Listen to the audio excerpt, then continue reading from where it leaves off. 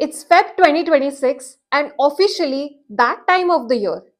No, I mean that time of the year when you actually bring in your New Year resolutions into reality. If you are aspiring to become a software engineer in 2026, then this video is for you. Hello everyone and welcome back to my channel. My name is Nikita and I bring useful tips and tricks that can help you take a step closer to the industry. Alright, so in today's video, we will be focusing mostly on two things. One is mastering the foundations and the second one is the AI powered skill set that you need to have to become survivable in this competitive world.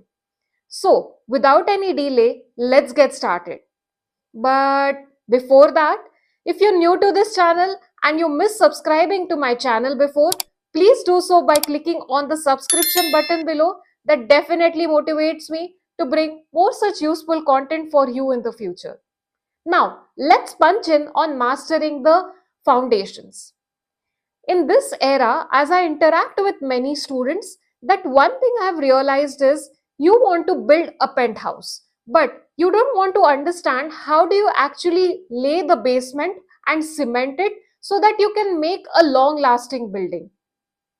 It almost means like you're building a Jenga tower, but not worrying about what happens if there is an earthquake. So, the three things that you need to focus on as you're mastering your foundations is first one is put the ring on that one person or language.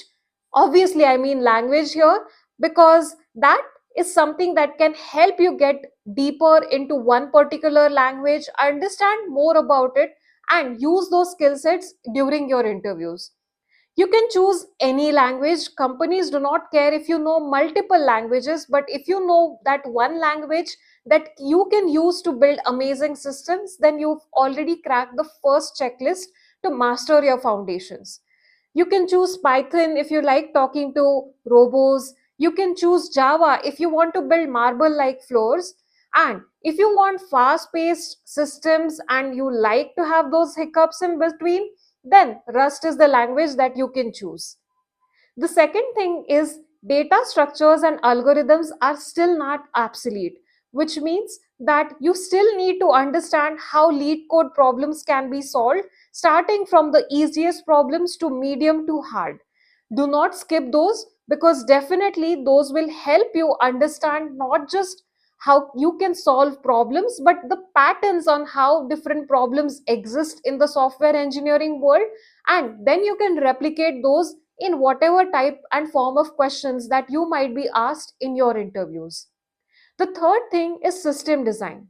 In 2026, if you say that a software works on your laptop or your machine, but you don't know why it doesn't work on someone else's, then you're probably offending those smart software engineers. So you really need to be careful about. What you need to do is understand how cloud works. So choose any of the cloud service providers. It could be Google Cloud Platform, it could be Azure, it could be AWS.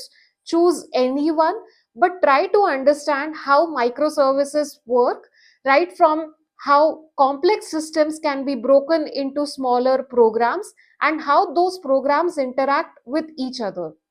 Not just that, also understands how these services also interact with the cloud of the system. So you also understand the bigger picture of building softwares. The second part of the video, we will be diving about how you can use your AI powered skill sets, or what are those skill sets that you need to have with yourselves in your basket of skill sets that focuses on AI. The first one is build projects using RAG. Explore as many LLM models because this is where you would learn more about how machine learning and LLMs work. The second thing that you need to focus on is you need to actually learn more about cloud. In this world, you cannot be just saying that you ran your cloud services overnight and you forgot to shut those down. Those can be really, really expensive because in this world where so many of them are on the internet and you need to process so much of data, Obviously, these services are costly, so you need to understand when to turn on which service and how to practically use those in your softwares and algorithms. The third thing is enhancing on your security concepts.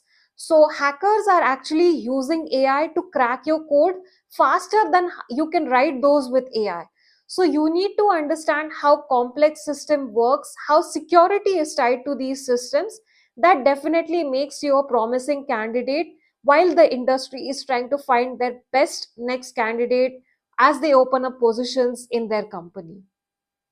Alright, I hope you found this video useful and you got a lot of tips as I shared more about mastering the fundamentals and powering your skill sets with AI. In the next video, we will be talking more about what are those projects or what are those things that you need to do to build a portfolio for yourself, specifically if you are a fresher and you're worried about what are those interesting things that you can talk about in your resumes. And I'll also help you how you can actually look out for jobs beyond just LinkedIn in this world that can help you find your next best opportunity. Until the next video, make sure you've subscribed to this channel, dropped a heart in the comment section below because why not? And share this video with as many of those who might benefit from this content. Until the next video, take care. Bye bye.